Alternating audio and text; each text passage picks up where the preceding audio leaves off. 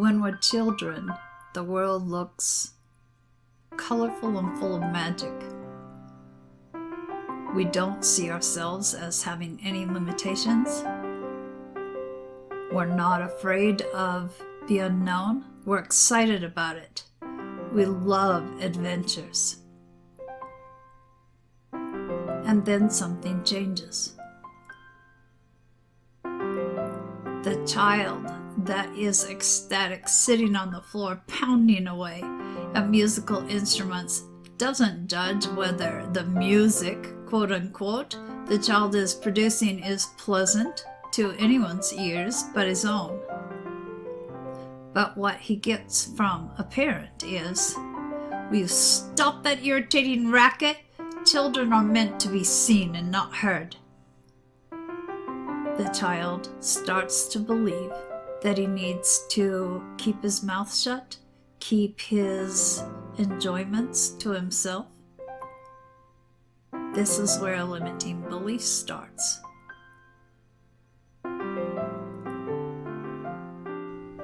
The little girl writes a story about the fairies that came to visit her last night as she was falling asleep.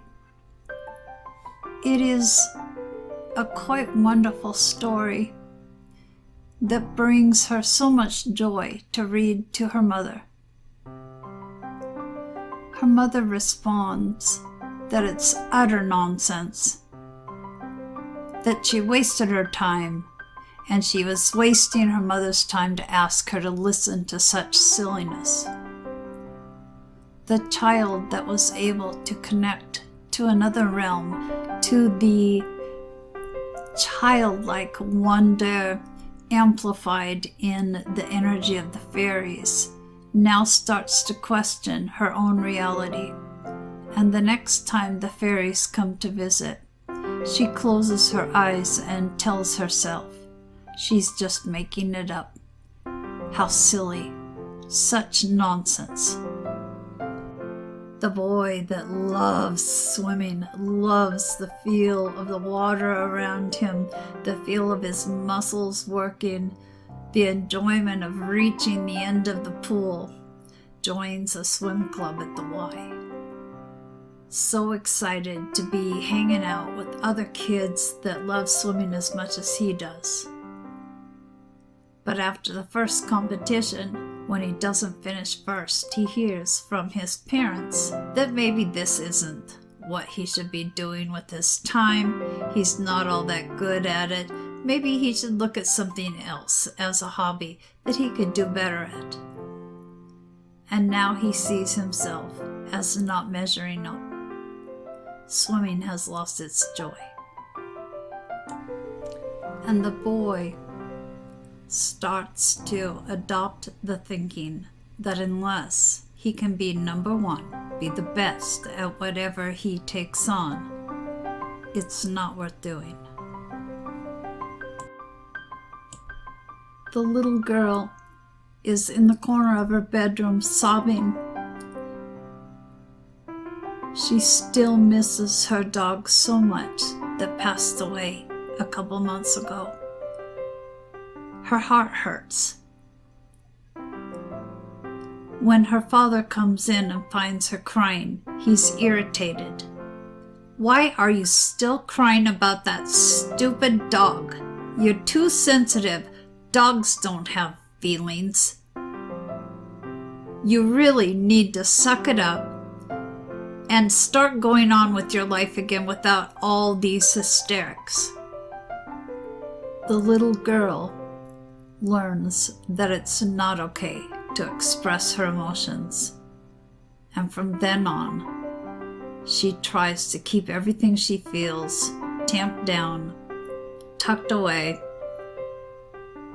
and sees herself as weak anytime something comes bubbling to the surface. The little boy adores playing with his cars and trucks. He announces to his parents that when he grows up, he's going to be a truck driver. He's confused at the looks on their faces. And then they very plainly explain that being a truck driver is not worthy of him, that they expect him to go to college and to be a lawyer or a doctor or something that will impress their friends. The little boy learns that what really speaks to his heart is not good enough. The little boy learns that he has to put aside the things that bring him joy so that he can please his parents and potentially society. The adorable little blonde girl announces to her big sister that she's going to marry her best friend when they grow up. Her older sister presents her with a disgusted look on her face as she is told that there's no way she can marry her best friend Billy. He's black. The little blonde girl asks, "Why should that matter? I love him."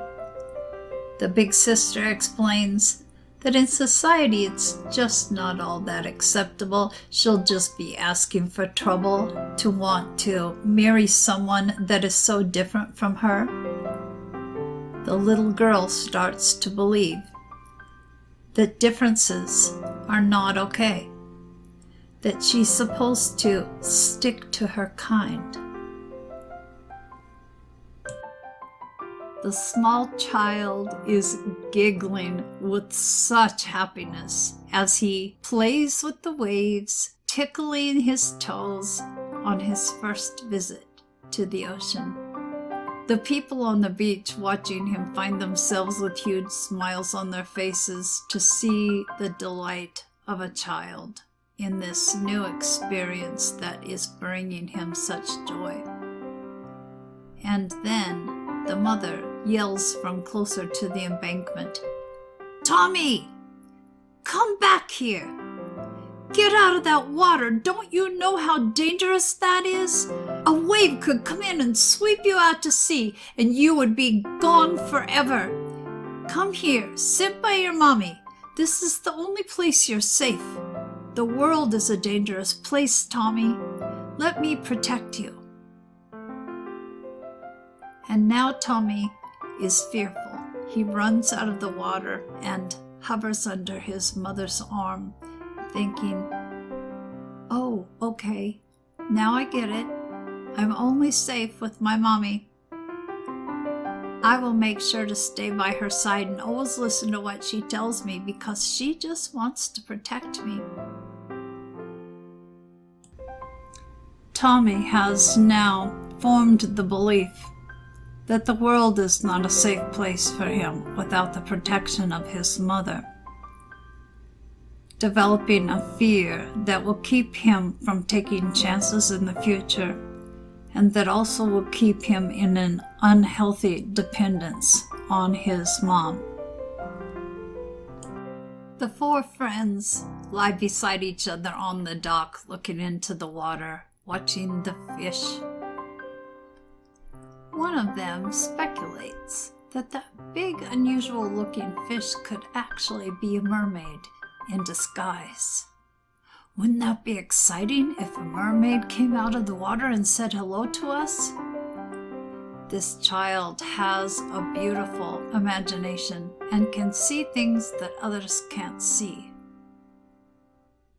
The friend next to this child, though, says that he really shouldn't talk like that his parents have said that he might be a little bit crazy. They call it mentally ill.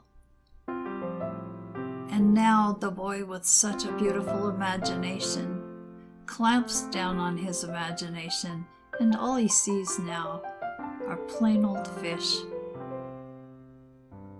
This is boring now. The kids decide to get up and trudge home.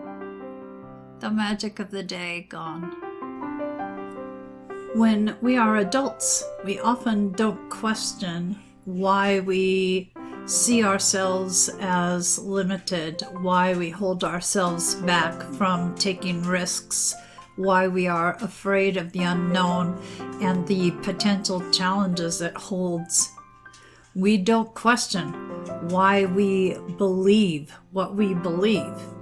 It's what we grew up with. It's what we have continued with in our adult lives. But not everything that we believe about ourselves or about the world is still valid. We took on these things from people that were influenced by their own experiences, their own families. We can still respect our elders without adopting every one of their beliefs as our own. Maybe it's time to think back to what brought you joy as a child. Look at why you stopped doing it. Did it have anything to do with what someone said? Did it have something to do with someone's judgment? Was that your truth? Or was it theirs? We don't have to hold on to limiting beliefs forever. It's a choice to analyze whether the things that we have held on to so tightly in our lives really still belong to us.